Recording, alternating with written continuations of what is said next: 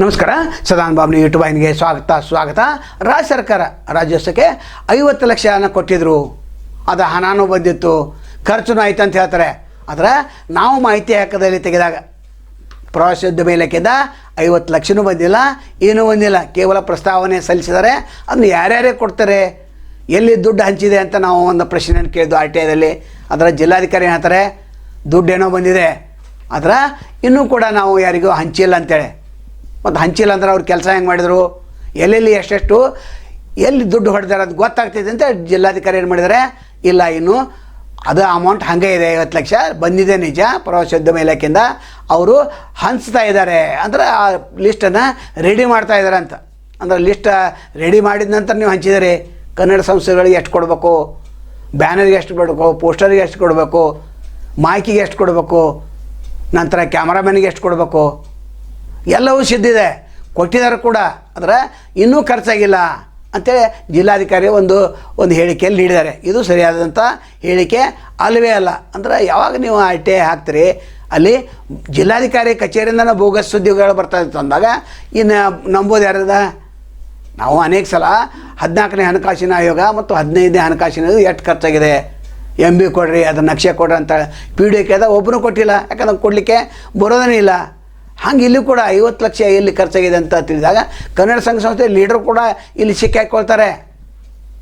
ಇನ್ನೊಂದು ಪತ್ರ ಬರೆದುಕೊಳ್ಳ ಆವಾಗ ಕೂಡ ಹಣ ಬಂದಿಲ್ಲ ಅಂತ ಬಂದರೂ ಬರ್ಬೋದು. ಆದರೆ 50 ಲಕ್ಷ ಕೊಟ್ಟಿದಂತೆ ಜಿಲ್ಲಾಧಿಕಾರಿನೇ ಹೇಳಿದ್ದಾರೆ, ನಾವು ಸಂಘ ಸಂಸ್ಥೆಗಳಿಗೆ ಕೊಡ್ತೇವೆ ಅಂತಲೂ ಹೇಳಿದ್ದಾರೆ. ಆದರೆ ಇಲ್ಲಿ ನಮ್ಮ RTI ಅರ್ಜಿಯಲ್ಲಿ ಇಲ್ಲ, ಇನ್ನೂ ಹಂಚಿಕೆನಾಗಿಲ್ಲ, ಇನ್ನೂ ಲಿಸ್ಟ್ ತಯಾರು ಮಾಡಿಲ್ಲ, ಬಂದ ನಂತರ ನಿಮಗೆ ತಿಳಿಸ್ತೇವೆ ಅಂತ. ಅಂದರೆ ಖರ್ಚು ಆಗಿಲ್ಲ ಅಂತಲೇ ಹೇಳ್ತಾರೆ. ಆಗಿಲ್ಲ ಅಂದ್ರೆ ರಾಜ್ಯೋತ್ಸವ ಹೆಂಗೆ ಮುಗೀತು, ಉದುರಿ ಮಾಡಿದಾರಾ? ಇಲ್ಲ.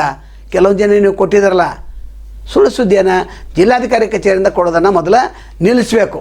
ಯಾಕಂದರೆ ಇಲ್ಲಿ RTIನ ಒಂದು ವಿಷಯವನ್ನು ಎತ್ತಿದ್ದೇವೆ.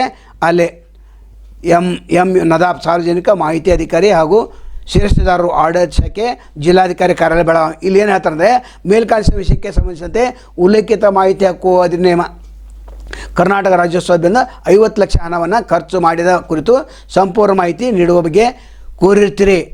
ತಮ್ಮ ಅರ್ಜಿಯ ಬಗ್ಗೆ ಪರಿಶೀಲನೆಗಾಗಿ ಸರ್ಕಾರದ ಜಂಟಿ ಕಾರ್ಯದರ್ಶಿ ಪ್ರವಾಸೋದ್ಯಮ ಇಲಾಖೆ ಬೆಂಗಳೂರು ಅವರ ಆಯುಕ್ತರು ಪ್ರವಾಸೋದ್ಯಮ ಇಲಾಖೆ ಬೆಂಗಳೂರು ಇವರಿಗೆ ಲಭ್ಯವಿರುವ ಅನುದಾನದಡಿ ಜಿಲ್ಲಾಧಿಕಾರಿಗಳು ಬೆಳಗಾವಿಯವರಿಗೆ ಬಿಡುಗಡೆ ಮಾಡಲು ಅಗತ್ಯ ಕ್ರಮ ಕೈಗೊಳ್ಳುವಂತೆ ನಿರ್ದೇಶಿಸುತ್ತದೆ.